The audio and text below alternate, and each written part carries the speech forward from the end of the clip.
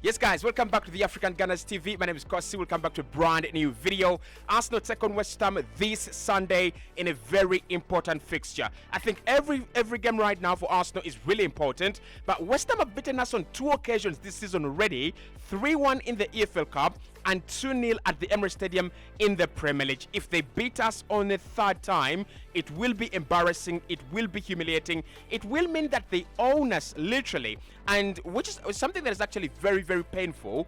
West Ham have not won a single game of football ever since they beat Arsenal 2-0 at the Emirates Stadium. They played a total of 6 games in all competitions and they've not won a single game, even against Bristol City. So Arsenal, for me, this is a game we've got to win regardless. In this video, we're going to be diving into what Arsenal's lineup should be, why Mikel Arteta doesn't need to make a lot of changes, but of course there are a few areas where I think he might need a couple of changes. Gabriel Jesus is back. That is according to Mikel Arteta's information, and that means that him and Tomiyasu have a chance of playing for Arsenal in this game. So let me know in the comment box below, what is your prediction? I'll be dropping mine because I think this is a game Arsenal will easily win. West Ham fans, I know they will come in this game very geared up. They think they own Arsenal, but we should be able to surprise them at the London Stadium. That is the stadium, that is a ground where Arsenal don't lose games. We literally win there almost every time. We've lost there once in 15 games, right? So Arsenal should actually do the needful and bring the results home. Now, when you look at both teams in terms of form, West Ham have actually done very poorly. They have 1 win in their last 5 games in the Premier League, and that win came against Arsenal in the first leg. So in their recent 4 games, they have lost 3-0 to Manchester United, which is their recent fixture. But you look in between there, they've drawn to Sheffield United, they've drawn to Luton, they've also drawn to Brighton. They're not picking up points. I think they've also drawn to one Bournemouth as well. So they're not picking up points, they're not winning games, they're not scoring as many goals as well. Arsenal, of course, you know our story. We have won 3 in our last 5 and lost 2 in our last 5. Of course, that is from the back of those games that we lost: Aston Villa, Liverpool, which was a draw, and then West Ham and Fulham, right? So we've won our last 3 games, which is actually very important. That means that Arsenal have started building up some kind of form. We have beaten Liverpool 3-1. That was our last fixture. But even before that, we did beat Nottingham Forest convincingly, or maybe not very convincingly, depends on your perspective. And we also did beat Crystal Palace very convincingly for that case. Okay, so in terms of form, Arsenal are the much better side, and in terms of favourites to win this game, Arsenal are the favourites as well, because listen to this: Arsenal have not lost many games at the Upton Park or at the London Stadium when we play West Ham. Actually, that is something that we've got to protect. This record says that Arsenal have lost just 1 of their last 15 Premier League away games against West Ham, winning 9 and drawing 5, going 1-0 down in January 2019, and the current Gunners player Declan Rice scored that goal for them. Okay, so when we go to London Stadium, when we go to the Upton Park, we pick up points, we deliver, and this is a time where, boy oh boy, Arsenal need to deliver. So I'm going to back Arsenal to win this game.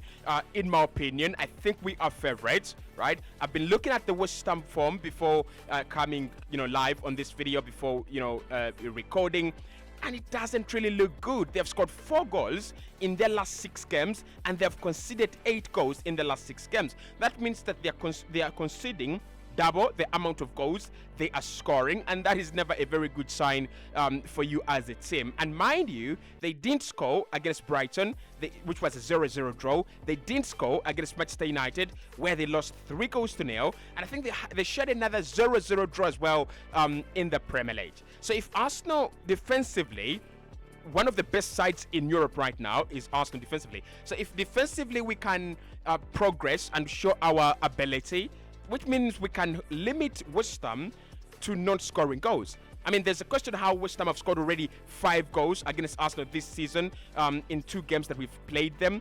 There's a big question there.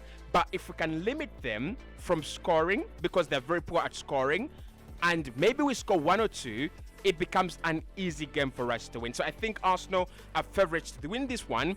And my prediction, I'm going to go with a 3-1 Arsenal win. I don't really think West Ham are coming into this game very, very confident. I don't think they're coming into this game optimistic. They will think they know how to beat Arsenal. They will think because Declan Rice is in this midfield, they know how to deal with them. But we have seen that midfield with Jorginho and Declan Rice and Martin Odegaard, with Kai Havertz a little bit up top, dropping into the midfield as well, and Alexander Zinchenko inverting into the midfield. It's like a midfield 5. It's like a midfield force, like a SWAT. It's a beautiful, beautiful midfield. So I'm going to go with a 3-1 Arsenal win.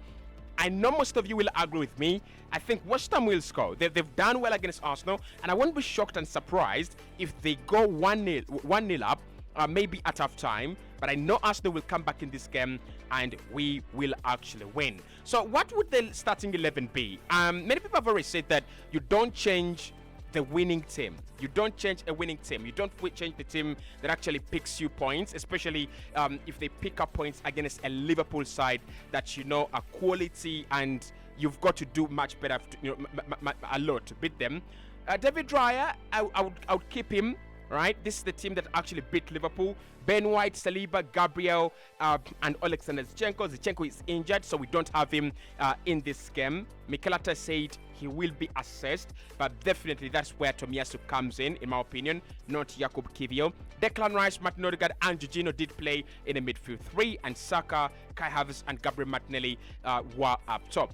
That is very similar to what I have in my mind. I think we can make a couple of changes. This is a very different game. It's away, first and foremost. It's not at Emirates Stadium, so you can't afford a lot of luxuries, the luxuries that we could afford at the Emirates Stadium. So I think we can have a couple of changes, but if it goes with that team that beat Liverpool, I can't complain. Like, you cannot complain if a team that beats Liverpool has been put in front of West Ham. You really cannot complain. I would love to see Trossard start in this game. I would love to see Gabriel Jesus start in this game. Does he start because he's back? I think he does. I really, really think he does. Now, Kai Havertz doesn't drop. There's no question about that. Kai doesn't drop. But remember, Saka did pick up some kind of a knock against Liverpool.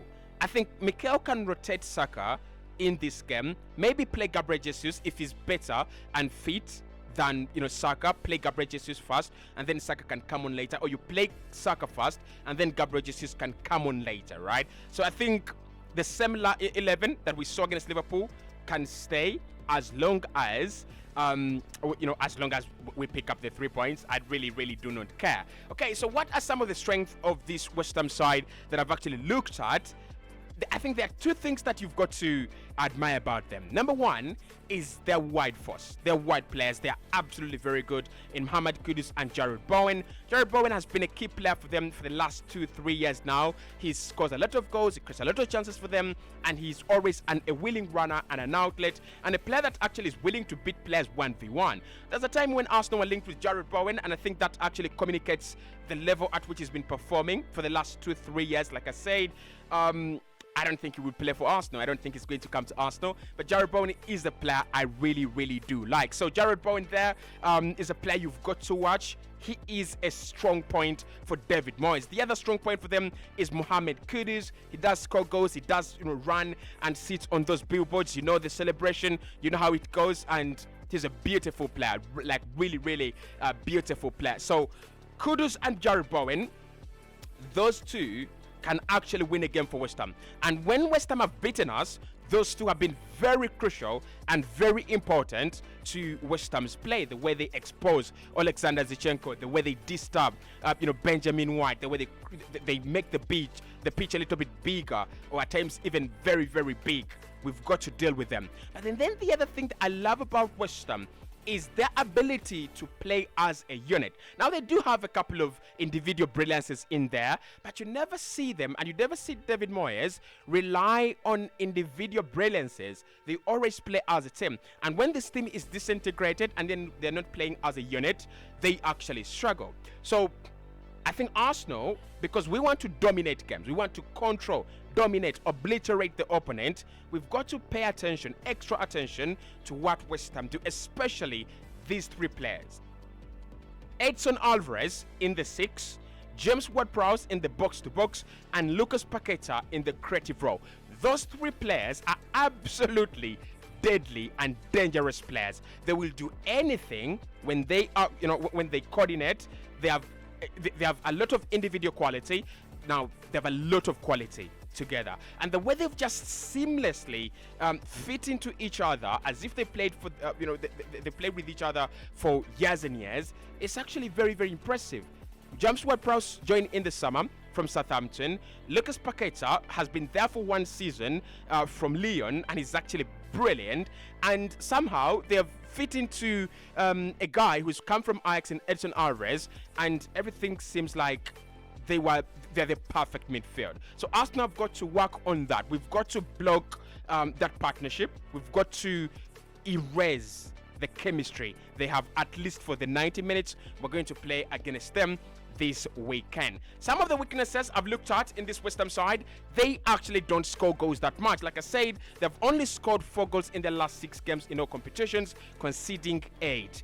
That means you have 2 weaknesses there. Number 1, they concede, and you don't want to concede goals in the latter part of the Premier League. You could find yourselves fighting relegation. But then the other thing is that they don't actually score. Now, in terms of conceding goals, I don't think 8 goals in 6 games is actually a bad return for a defense, especially at the level of the likes of Katzuma. They have not had Naif Agard, who has been in the African Cup of Nations as well. So I don't think defensively they should be scared or they should be worried, right? They should be worried because they have conceded 8 goals against Brighton, Bristol, Man United, and Bournemouth. So when you play Liverpool, Chelsea, Manchester United, Arsenal, Man City, you might actually have 15 goals conceded in 3 games. And, that's the problem. They've already conceded 5 against Liverpool in the EFL Cup, right? You don't want that experience to come back on your door again. So those are the 2 things that Arsenal have to exploit. They concede some sort of goal at some point in time, at least 1.5 or 1.4 goals per 90. That is not bad for Arsenal to exploit, and they don't score much. So Arsenal, because we are very good defensively, because we are that side that prides itself in we don't concede much. Hey, we don't concede much. Can I get your number? I think that is where we are going to thrive in this game. How do we beat West Ham? I think you take your chances. That's number 1. But also we avoid silly mistakes. In the games that we've lost against West Ham this season, I think we've not taken our chances. And it's Edin Ketia, it's Gabriel Jesus, it's all these fake strikers that we have up top that have actually caused these problems at times. You've got to take your chances. In some games, you don't need to really play well, right? I think the West Ham 2-0 defeat at the Emirates Stadium really triggered me, but it also triggered Mikel Arteta, because in his post-match press conference, he said this: 9 times out of 10, we win that game. We created good chances. We wanted the win more, but we didn't get it. Why? Because the players that we put there, the players we put in those responsibilities, absolutely did not care about scoring the goals and tapping the chances away. So for me, the way we beat West Ham, first take your chances, then avoid those silly mistakes that we've already seen Arsenal commit against West Ham, giving away the ball cheaply. Don't grant them chances. Don't grant them goal scoring opportunities. They're a good side. They can actually get their own goal scoring opportunities. The key players for West Ham, for me, Jared Bowen, Kudus, Paqueta, Prowse, and Mikel Antonio. I don't know if Mikel Antonio will make it in this game, but Mikel Antonio is a bully. And I know we do have Saliba, we do have Gabriel. They have had a very good partnership, but you've got to be concerned about Mikel Antonio. You've got to be concerned about the guy. He is good. He is absolutely very, very good. If Arsenal want to win this game, one of the things we've got to do is take care of Mikel Antonio. I don't care how. I don't care, how many people it takes to take care of Antonio. Take care of Mikel Antonio. He is an absolute disaster. Tragic. Key batters, I think the wings, the wide areas, we'll see a couple of key batters, and maybe that's why Tomiyasu needs to be in this game at left back. So we might see Kudus versus Tomiyasu at left back, and we will see Bowen and Bowen and Ben White at right back as well. So those are key batters, and if they win these batters, trust me, they will score goals that we don't want to concede. The midfield is going to be an interesting one. Declan Rice has not looked very good in the 2 games he's played his former side, especially this season. He has been outpowered in midfield. Now, I'm not saying Declan Rice has not been good. I'm saying he has not been up to the standard when he's played West Ham. And that is true. And many of you will actually bear me witness, and you tell me, well, Cossy, maybe he's not been that good, but he's been one of our best players this season. He has been one of our best players this campaign. So the midfield, Edson Alvarez, James Ward-Prowse, Martin Odegaard, and Declan Rice, and Jorginho, if he plays this game, those are battles to watch out for. But for West Ham, they might need to prepare for a Gabriel Martinelli who is in form, and they might also need to prepare for one guy, Kai Havertz, who I don't think they are actually ready to deal with. Hit the like button, subscribe to the African Gunners TV or AGTV. You can follow me on all the platforms, all the socials at Cossy Arsenal and AGTV as well. And I'll speak to you right in the next one.